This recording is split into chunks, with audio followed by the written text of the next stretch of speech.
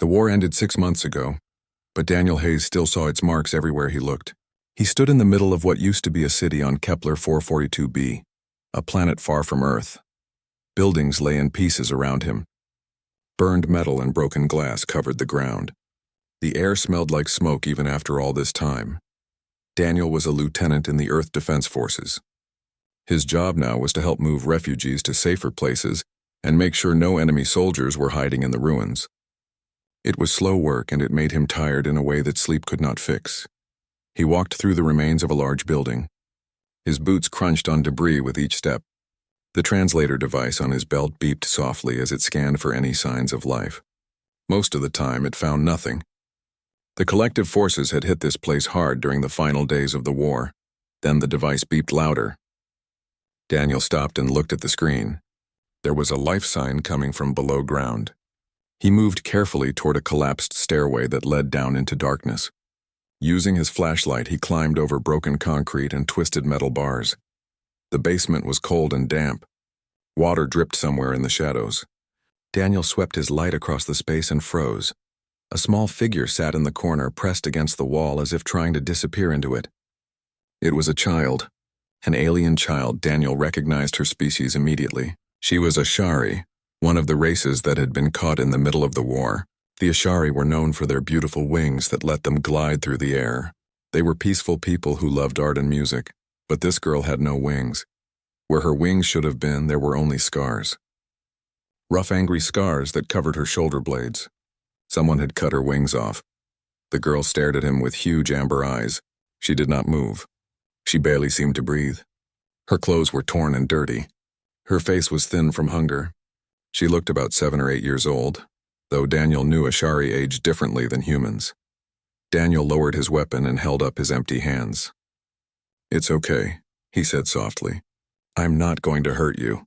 The translator on his belt would change his words into her language, but the girl showed no reaction. She just kept staring at him like he was another monster come to harm her. Daniel slowly knelt down, making himself smaller and less threatening. He pulled out a ration bar from his pack and set it on the ground between them. Then he backed away a few steps. "You must be hungry," he said.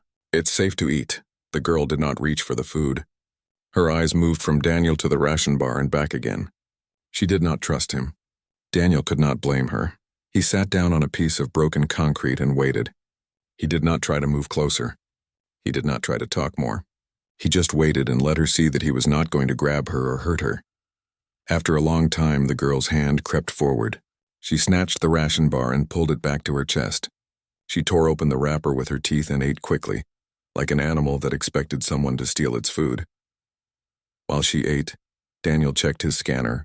The device could read identification chips that most species used. A moment later, information appeared on his screen. The girl's name was Lyra. She was 8 years old by Earth standards. Her family was listed as deceased. The file said she had been taken by human traffickers who sold Ashari wings as trophies to rich collectors. Daniel felt sick. He had heard about the black market trade during the war, but seeing the result in front of him made it real in a horrible way. When the military shut down the trafficking rings, they had freed dozens of victims, but many had been abandoned or lost in the chaos. Lyra finished eating and hugged her knees to her chest. She watched Daniel with those wide, frightened eyes. "Lyra," Daniel said gently. "That's your name, right?"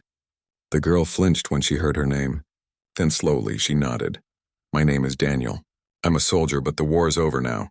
I'm here to help people find safe places to live." He paused, choosing his words carefully. "You can't stay here. This building might collapse. Will you come with me?" Lyra shook her head hard. She pressed herself tighter against the wall. Daniel sighed. He had expected this.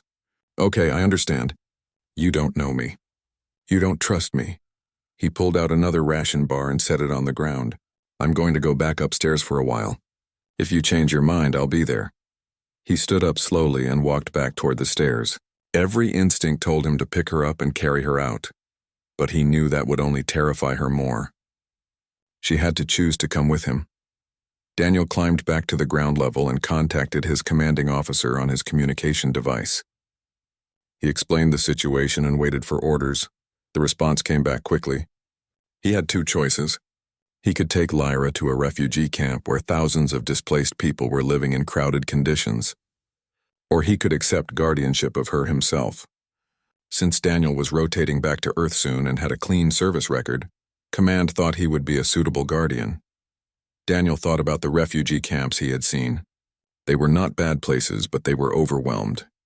Children got lost in the system. Medical care was basic. Mental health support was almost non-existent. Lyra had already been through so much. Sending her to a camp felt like giving up on her. He made his decision. 2 hours later, Daniel returned to the basement. He brought a blanket, more food, and a bottle of water. Lyra was still in the same spot. She had not moved. "I talked to my commanding officers," Daniel said as he sat down on the stairs where she could see him. "They want to send you to a refugee camp. Lots of other kids there.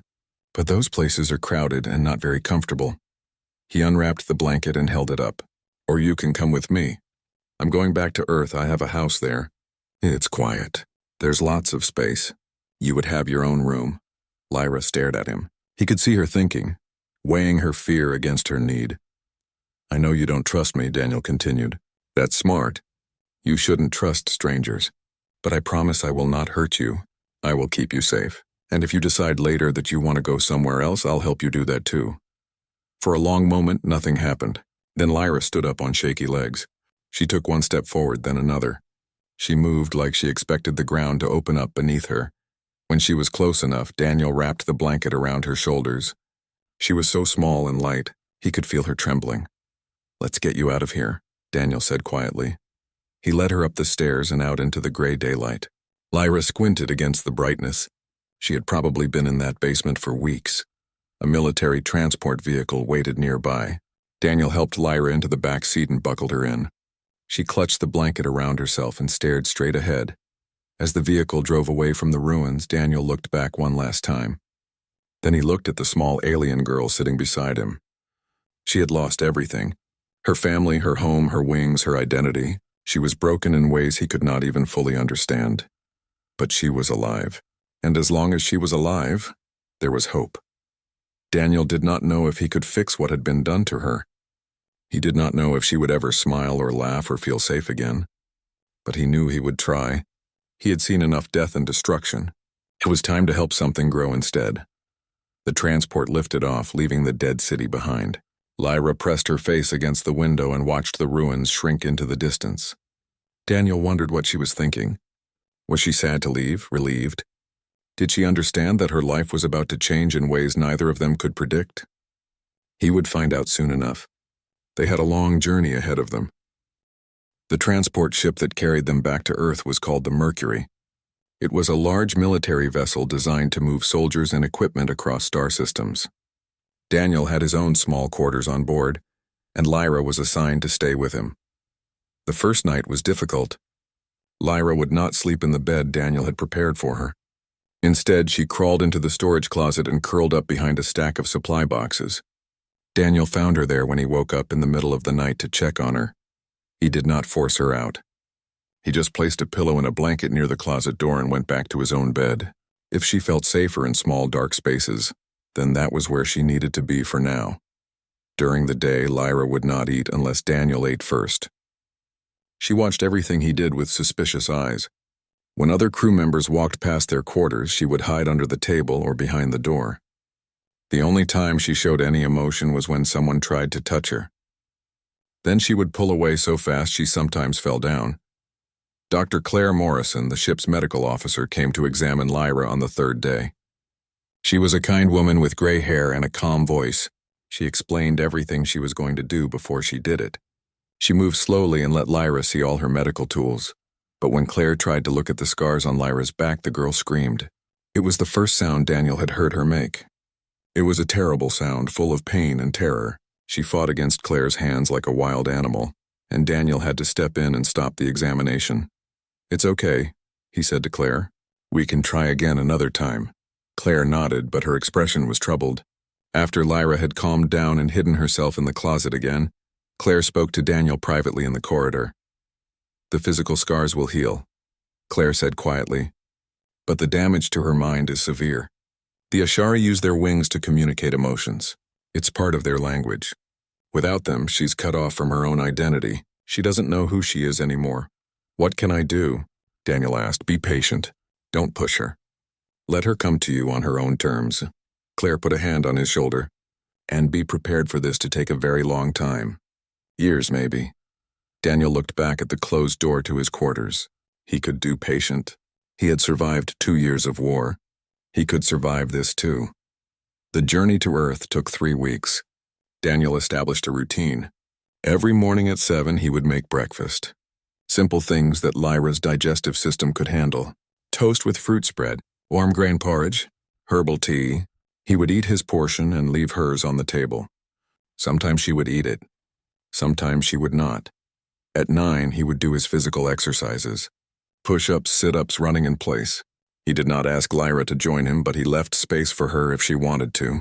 She never did, but she watched him from her hiding spots. At noon he would make lunch and read reports on his datapad. Mission debriefings. News from Earth, updates on the refugee situation. He would read some of it out loud, just so Lyra could hear his voice and get used to it. In the afternoon he would watch videos on the wall screen. He chose things he thought she might like. Nature documentaries about Earth's forests and oceans. Recordings of music from different human cultures.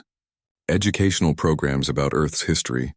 Lyra never seemed interested, but Daniel noticed that she positioned herself where she could see the screen, even if she pretended not to watch. Evenings were quiet. Daniel would write letters to his sister back on Earth or play chess against the computer. Lyra would stay in her closet and Daniel would leave the door open so she did not feel trapped. Slowly, things began to shift. On the 8th day, Lyra ate breakfast without waiting for Daniel to finish his first. On the 10th day, she came out of the closet during the afternoon and sat by the window, looking out at the stars. On the 14th day, Daniel woke up to find Lyra standing in the small kitchen area. She was looking at the food storage containers, opening and closing them carefully. When she noticed Daniel was awake, she froze like she had been caught doing something wrong. It's okay, Daniel said, keeping his voice calm. Are you hungry? You can eat whenever you want. You don't have to wait for me. Lyra did not respond, but she did not run away either. She pulled out several containers and examined their contents. Then she started mixing things together in a bowl. Flour, water, something that looked like seeds. Daniel watched as she worked. Her movements were uncertain but purposeful. She was trying to make something specific. After a while, she had formed the mixture into small flat cakes and was looking around for a way to cook them. Daniel turned on the small heating unit they used for cooking. You can use this, he said, showing her how it worked. Lyra placed the cakes on the heated surface. They sizzled and browned. The smell that filled the room was strange but not unpleasant. When they were done, she put them on a plate. They were burned on the edges and lumpy in the middle. She picked up one cake and held it out to Daniel. He took it carefully and bit into it. It was dry and had an odd taste he could not identify, but he ate the whole thing and smiled at her. Thank you, Lyra, this is good. For the first time since he found her, Lyra looked at him without fear in her eyes. She did not smile, but something in her face softened just a little bit. They reached Earth on a gray morning in late October. The landing facility was busy with military personnel and civilians. Daniel carried their bags and kept Lyra close to him as they moved through the crowds. She held onto the back of his jacket with one hand and kept her head down. Daniel's home was in Oregon, in a small town surrounded by forests. He had bought the house with his military savings before the war started. It was a simple place with 2 bedrooms, a kitchen, a living room, and a porch that looked out over the trees.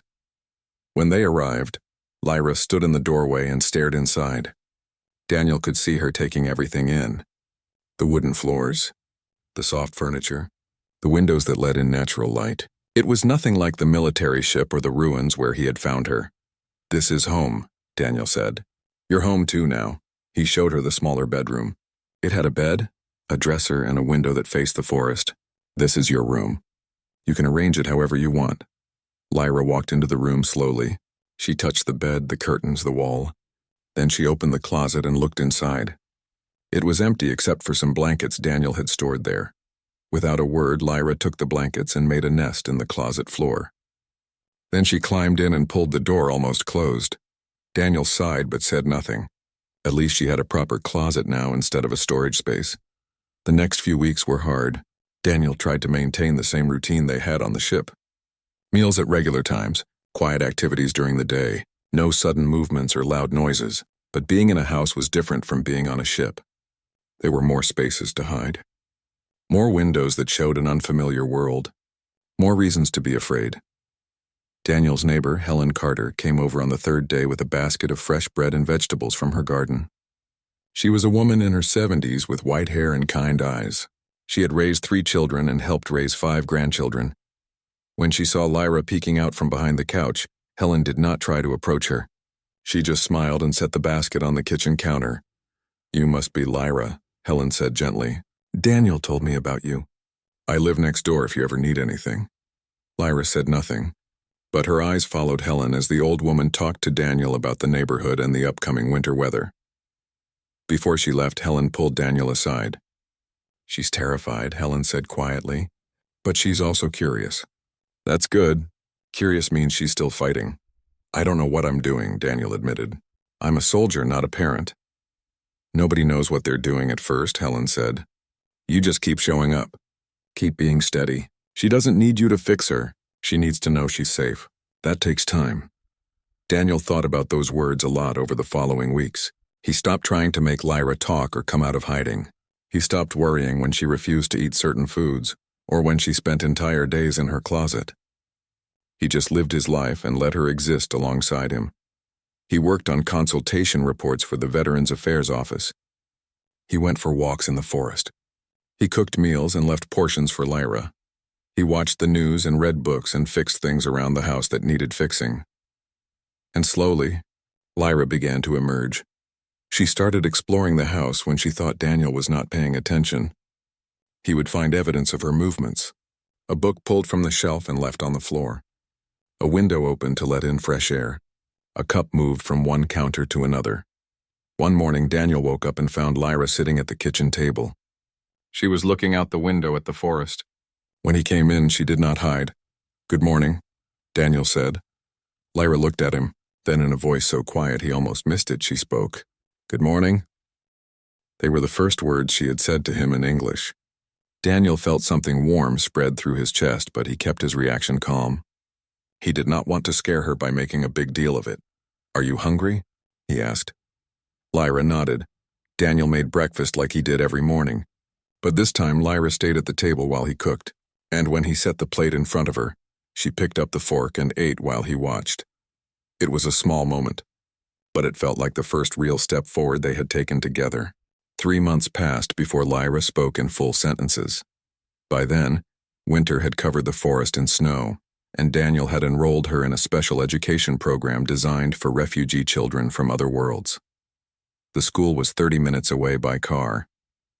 It had students from dozens of different species, all of them displaced by the war, teachers who understood trauma, counselors who spoke hundreds of languages, medical staff who knew alien biology. Lyra hated it at first. She would hide in the back seat of the car and refuse to get out. Daniel would have to walk her to the door, and even then she would grip his hand so hard it hurt. But the teachers were patient. They let her sit in the corner and observe for the first week. They did not force her to participate or speak. Gradually, Lyra began to interact with the other children. There was a boy from the Velan species who had lost his parents, a girl from the Korthi people who had been separated from her siblings, a human child whose family had been killed in the bombings. They all understood loss in a way that normal children could not. At home, Lyra became more comfortable. She slept in her bed now instead of the closet, though she kept the door open. She ate meals with Daniel at the table. She even started helping, with small chores like folding laundry or washing dishes, but Daniel noticed something that worried him. Lyra would stand in front of mirrors and turn her back to see the scars where her wings had been. She would reach over her shoulder and touch them, her face twisted with sadness. Sometimes she would stand on her toes and spread her arms wide, closing her eyes like she was trying to remember something important. One evening, Daniel found her in the backyard. Snow was falling lightly, and Lyra stood in the middle of the yard with her arms stretched out. She was spinning slowly in circles, and tears ran down her face. Daniel walked out to her. "Lyra, you're going to get cold. Come inside." "I can't remember," Lyra said, her voice breaking. I can't remember what it felt like to fly. Daniel felt his heart clench. He knelt down in the snow beside her. Tell me about it. About flying. Lyra looked at him with her amber eyes full of pain. It was like being free. Like nothing could hold you down. The air would catch under your wings and lift you up, and you could go anywhere. You could dance in the sky. She touched her shoulder blades. Without my wings, I'm not really a Shari. I'm just broken. You're not broken, Daniel said firmly. You're hurt, but hurt things can heal. Not this, Lyra said. Wings don't grow back. Daniel did not know what to say to that. She was right. Once a Shari wings were removed, they were gone forever. At least that was what everyone believed. But that night, after Lyra had gone to bed, Daniel sat at his computer and started searching. He looked up Ashari biology, medical research on wing regeneration, prosthetic technology developed during the war, experimental procedures. Most of what he found was discouraging. The Ashari wing structure was complex. It was not just feathers and bone. It was living tissue connected to the nervous system. It allowed for flight and communication and emotional expression. Losing wings was like losing a limb and a voice at the same time. But then Daniel found something interesting. A research paper published by a doctor named Nathan Cross. The paper discussed biosynthetic reconstruction for non-human species. It included a section on theoretical wing restoration for the Ashari. Dr. Cross worked at a research facility in Seattle. His team had developed advanced prosthetics during the war, limbs that connected to nerve endings, eyes that could see, ears that could hear. They had even created synthetic skin that could feel temperature and pressure. The paper said wing restoration was theoretically possible, but had never been attempted. It would require surgery to create anchor points in the skeletal structure, biosynthetic tissue grown from the patient's own genetic material, neural mapping to connect the new wings to the brain, and months of physical therapy to teach the patient how to use them. It was experimental. It was risky. It was expensive. But it was a chance. Daniel sent an email to Dr. Cross's research facility that night. He explained Lyra's situation. He attached her medical records. He asked if there was any possibility of helping her. He did not expect a response. But 3 days later, his computer chimed with a new message. Dr. Cross wanted to schedule a consultation. Daniel's hands shook as he read the email. This could be nothing. The doctor might look at Lyra's case and say it was impossible. But it could also be everything. He waited until the weekend to tell Lyra. They were sitting on the porch watching snow fall through the trees. Lyra was drinking hot chocolate, something she had grown to love since coming to Earth. I found a doctor, Daniel said carefully. A doctor who might be able to help you. Lyra looked at him confused. I'm not sick. Not that kind of help. Daniel took a deep breath. This doctor works with biosynthetic tissue. He builds body parts for people who have lost them. I asked him if he could build new wings for you. Lyra went very still. The cup in her hand stopped moving. Wings? I don't know if it will work, Daniel said quickly. It's never been done before. It would be difficult and maybe painful, and it costs a lot of money. But he's willing to try. Lyra set down her cup. Her hands were trembling. You mean I could fly again? Maybe, Daniel said. I don't want you to get your hopes up too much. But yes, maybe. Tears filled Lyra's eyes. She threw her arms around Daniel's neck and held on tight. He could feel her shaking, could hear her trying not to cry. Thank you, she whispered. Thank you, thank you, thank you. Daniel hugged her back, and for the first time since the war ended, he felt like he was doing something truly good. The consultation was scheduled for January. Daniel drove Lyra to Seattle on a cold morning when the roads were clear of snow. The research facility was a modern building made of glass and steel. Inside, everything was clean and white and filled with advanced technology. Dr. Nathan Cross met them in his office. He was a man in his 50s with gray hair and intelligent eyes. He shook Daniel's hand and then knelt down to Lyra's level. Hello, Lyra, he said gently. I've read about your case. I'd like to examine your scars and do some tests. Is that okay with you? Lyra looked at Daniel. He nodded encouragingly. Then she looked back at the doctor. Will it hurt? Some of the tests might be uncomfortable, Dr. Cross admitted. But I promise I'll be as gentle as possible. And if you want to stop at any time, we'll stop. Lyra thought about this. Then she nodded. Okay. The examination took 3 hours. Dr. Cross used scanners to look at Lyra's bone structure. He took samples of her tissue. He tested her nerve responses. He asked her questions about what she remembered about flying, about how her wings had felt, about what had happened when they were removed. Lyra answered everything. She even let the doctor touch the scars on her back, though Daniel could see how much it bothered her. Finally, Dr. Cross sat down with them in his office.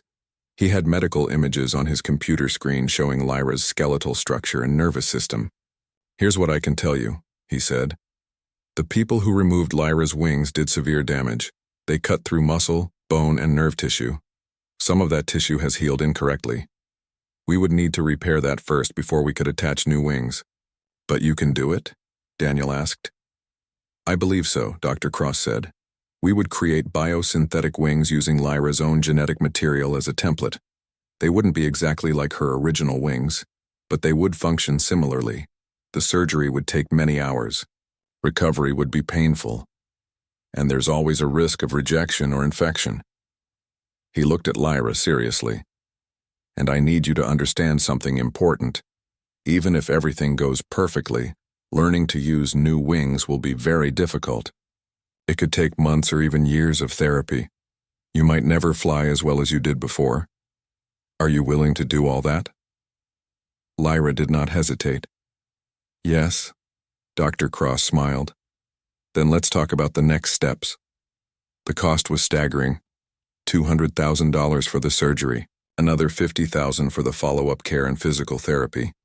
Daniel's military pension and savings would not cover even half of it. On the drive home, Lyra was quiet. She stared out the window at the passing landscape. I'm sorry, she said finally. It's too much money. Don't worry about the money, Daniel said, though he had no idea how he was going to get it. We'll figure it out. That night, Daniel made a list of everything he owned. His car, his house, his military pension, his savings account. It still was not enough. He called his sister Karen, who lived in California. She was married to a lawyer and had 2 teenage kids. They had money, but not that kind of money. I'll help what I can, Karen said. Maybe 10,000. But Daniel, that's such a huge amount. Are you sure about this?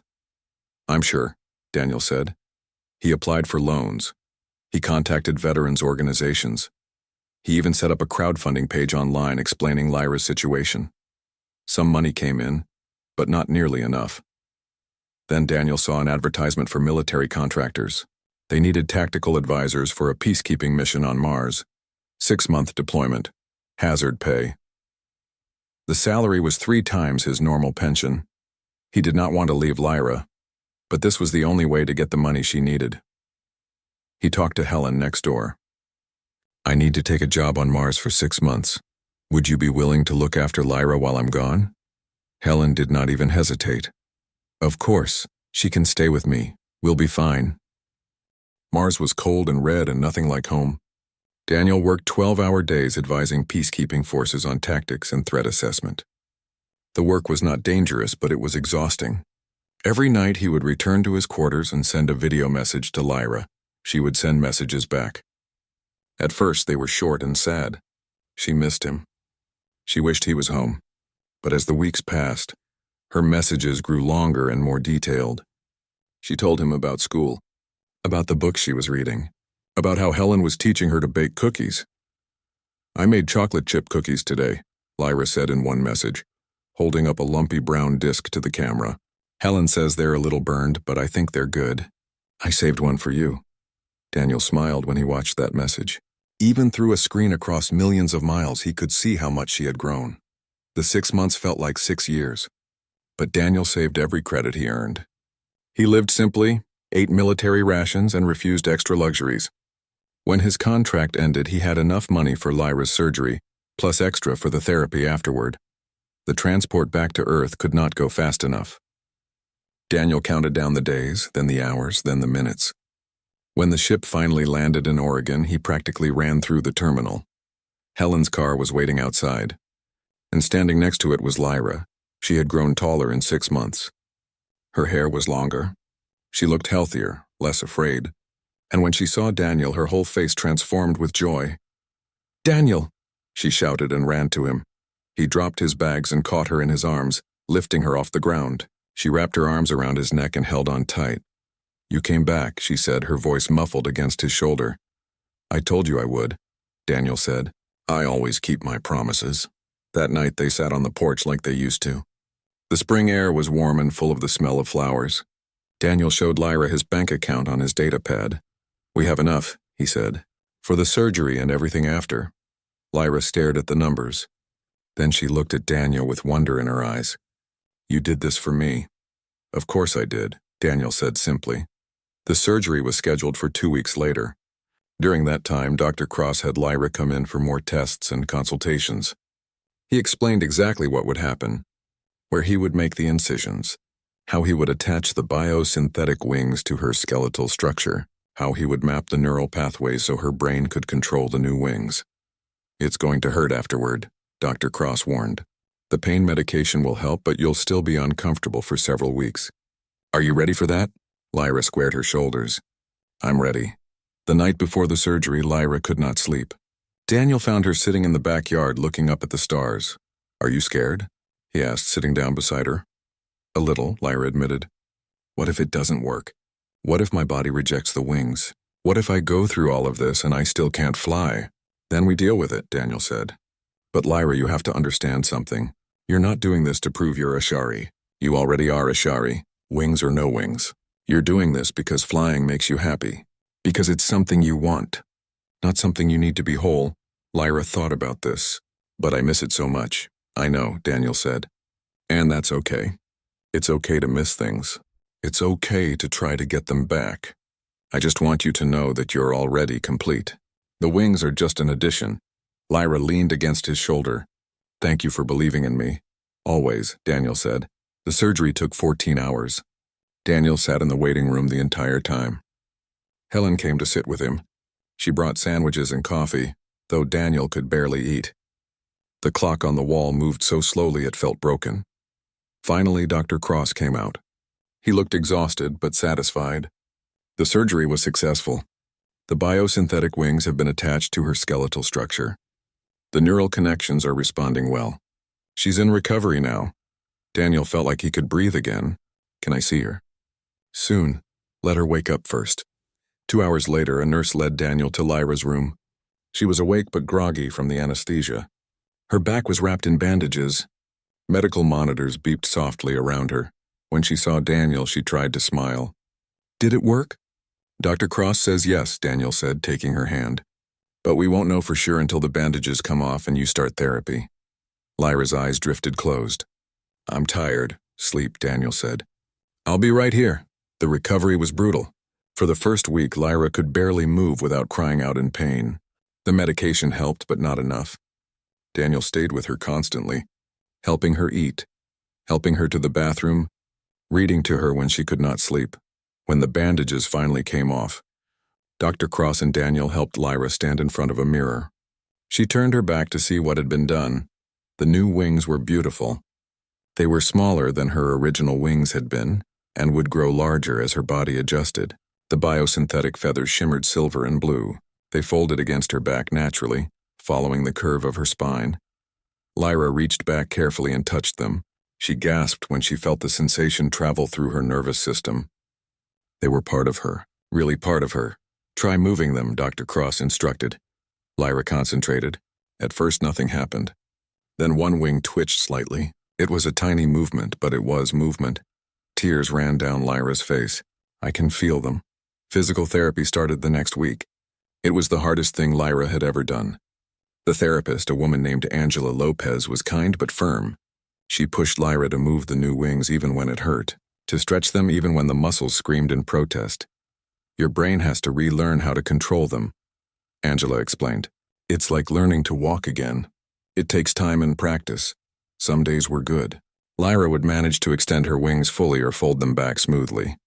Those days, she would come home smiling and excited. Other days were terrible. The wings would not respond. The muscles would cramp. Lyra would cry in frustration and say she wanted to give up. On those days, Daniel would sit with her and remind her how far she had come. You survived having your wings cut off. You survived being abandoned in a war zone. You survived moving to an alien planet and learning a new language. You can survive this too. Slowly, over months of painful work, Lyra gained control.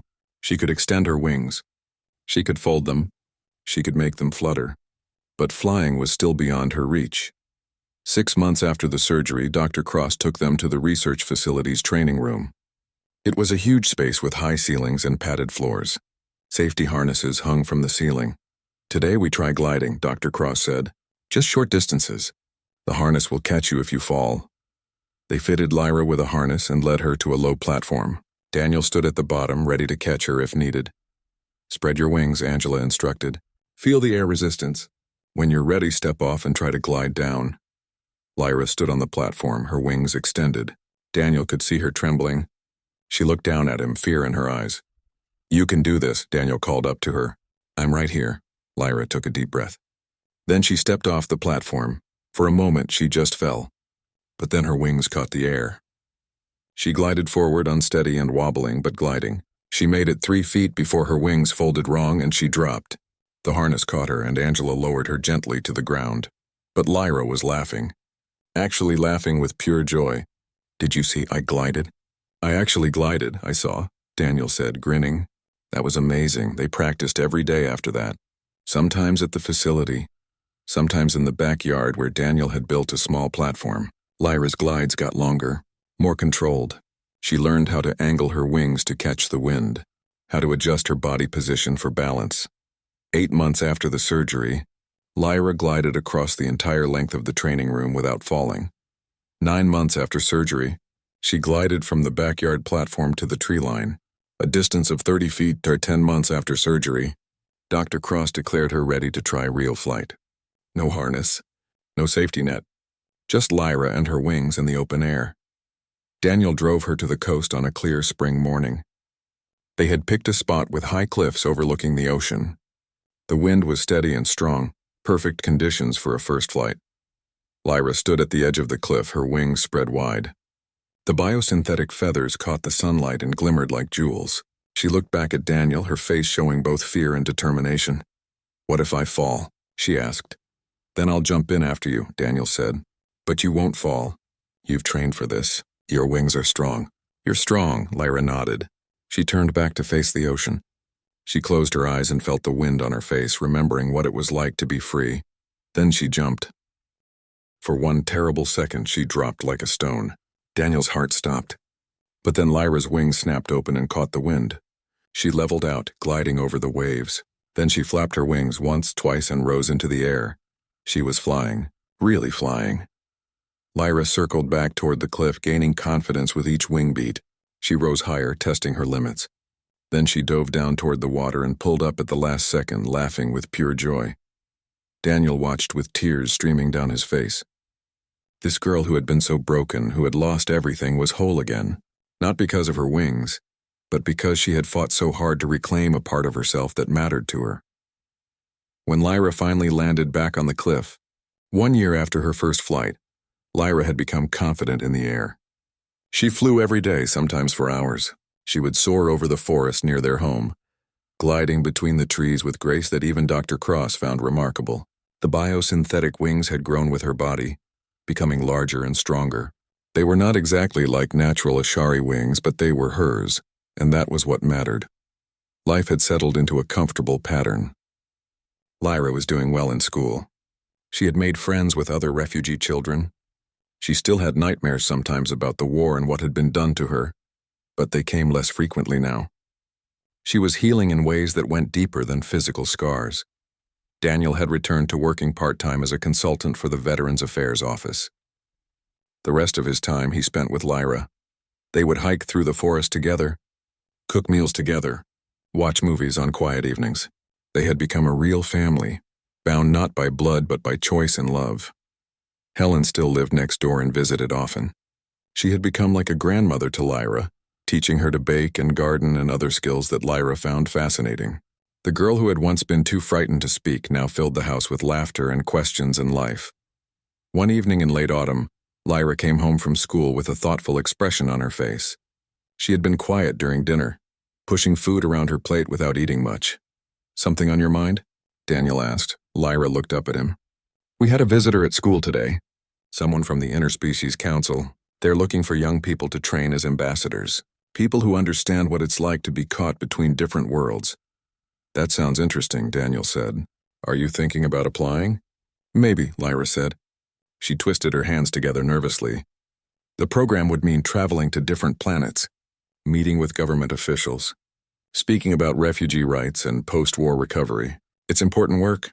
"It is," Daniel agreed, but it means leaving home," Lyra said quietly. "Leaving you. And after everything you've done for me, that feels wrong." Daniel reached across the table and took her hand. "Lyra, you don't owe me your life. You don't have to stay here because you feel obligated. If this is something you want to do, something that's important to you, then you should do it." "But what about you?" Lyra asked. "I'll be fine," Daniel said, smiling. "I was fine before you came into my life. Well, not fine exactly, but I survived. And I'll still be here whenever you need me. But you're growing up. You're supposed to go out and find your own path. That's what healthy families do. They let each other grow." Lyra's eyes filled with tears. "You really mean that?" "Every word," Daniel said. 3 months later, Lyra was accepted into the ambassador training program. The acceptance letter came with detailed information about the curriculum, the travel requirements, and the responsibilities she would have. She would spend 6 months training on Earth, then begin traveling to different worlds to work with refugee populations and government agencies. The night before she was scheduled to leave for training, Daniel and Lyra went to their favorite spot on the coast. It was the same cliff where Lyra had taken her first real flight. They sat on the edge and watched the sun set over the ocean. "I'm scared," Lyra admitted. "Not like I used to be scared, but still scared. What if I'm not good enough? What if I fail?" "Then you try again," Daniel said. "Lyra, you survived things that would have destroyed most people. You learned to walk in a world that wasn't built for your species. You regrew your wings through pain and determination. If you can do all that, you can do anything." "You always know what to say," Lyra said. "Not always," Daniel said. "But I've had a good teacher. You've taught me a lot about courage and resilience." Lyra leaned against his shoulder. "I'm going to miss this. Just sitting here with you, feeling safe." "You'll always be safe with me," Daniel said. "Even when I'm not physically there. You'll carry that safety inside you. That's what home is. It's not a place. It's a feeling you carry." They sat in comfortable silence as the sun dipped below the horizon. Then Lyra stood up and spread her wings. The evening light made them glow. "Watch this," she said. "I've been practicing." She launched herself off the cliff and soared out over the water. But this time, instead of simple gliding, she performed aerial maneuvers. Loops and spirals and dives. She made her wings shimmer by adjusting the angle of the feathers, creating patterns of light and shadow. It was beautiful and complex, the kind of flying that took years of practice. When she landed back on the cliff, she was breathing hard but smiling. "That's Ashari sky dancing. I learned it from videos and from talking to other Ashari refugees at school. It's how my people tell stories without words." "What story were you telling?" Daniel asked. "A story about finding home after being lost," Lyra said. "About someone who was broken and someone who helped put the pieces back together. About family that you choose instead of family you're born into." Daniel felt his throat tighten with emotion. It was beautiful. The training program was intense. Lyra lived in a dormitory with other young ambassadors from different species. She took classes on diplomacy, interspecies relations, public speaking, and conflict resolution. She learned about the political structures of dozens of different worlds. She studied the history of the war and its aftermath. She called Daniel every week to tell him about her experiences. Sometimes she was excited about what she was learning. Sometimes she was exhausted and overwhelmed, but she never talked about quitting. During her training, Lyra gave her first public speech. It was at a conference for war survivors and refugees. She stood on a stage in front of hundreds of people and told her story, about losing her wings, about being saved by a human soldier who had no reason to care about an alien child, about learning to trust again, about fighting to reclaim a part of herself that had been stolen. I'm not standing here today because I grew new wings, Lyra said, her voice clear and strong. I'm standing here because someone showed me that I was worth saving, that I had value even when I was broken, and now I want to help others see that same truth about themselves. We're not defined by what was done to us. We're defined by what we choose to do next. The speech was recorded and shared across multiple worlds. Daniel watched it on his computer at home with tears running down his face. The frightened little girl he had found in the ruins was gone. In her place was a confident young woman who was going to change the galaxy. After completing her training, Lyra began her work as an ambassador. She traveled to refugee camps on different planets. She spoke to government officials about the needs of displaced populations. She worked with other survivors to establish support networks and advocacy groups. She came home to Oregon between assignments. Sometimes for a week, sometimes for a month. She would fly through the forests and help Helen in the garden and sit on the porch with Daniel, telling him stories about the people she had met and the work she was doing. There are so many children like I was, she told him one evening. Lost and scared and hurt. Every time I help one of them find safety or resources or hope, I think about what you did for me. How one person's choice to care can change everything. You're doing important work, Daniel said. So did you, Lyra replied. You still are. Every refugee who finds their way here because of the advocacy work I'm doing, that's partly because of you. You started this. 2 years after joining the ambassador program, Lyra was invited to speak before the Interspecies Council itself. It was the highest governing body in the galaxy, made up of representatives from every member species. She was the youngest person ever asked to address them. The topic was post-war recovery and refugee rights. Lyra had prepared for weeks working on her speech and gathering data from her fieldwork. But the night before the address, she called Daniel in a panic. I can't do this, she said. These are the most powerful people in the galaxy. What if I say something wrong? What if I embarrass myself? You won't, Daniel said calmly. Lyra, you've been preparing for this your whole life. Every challenge you've faced, every obstacle you've overcome, it's all led to this moment. Just speak from your heart. Tell them what you've seen. Tell them what needs to change. They'll listen. What if they don't? Then you make them listen, Daniel said. You're not that scared little girl anymore. You're a voice for people who have no voice. Use it. Lyra took a deep breath. You're right. I can do this. I know you can, Daniel said. I've always known. The speech was broadcast across multiple worlds. Lyra stood before the council, her biosynthetic wings fully displayed, and spoke about the millions of refugees still living in camps. About children without families. About the need for long-term support programs instead of short-term emergency aid. About how societies could rebuild by including all species instead of prioritizing their own. She showed images from her fieldwork. A Velen child who had learned to read in a new language. A Korthi family reunited after 3 years of separation. And a Shari elder teaching traditional sky dancing to young people who had never learned. Recovery is not just about rebuilding cities, Lyra said. It's about rebuilding lives. It's about giving people back their dignity and their hope. It's about showing them that they matter. One human soldier showed me that when I had nothing. He didn't save me because it was his.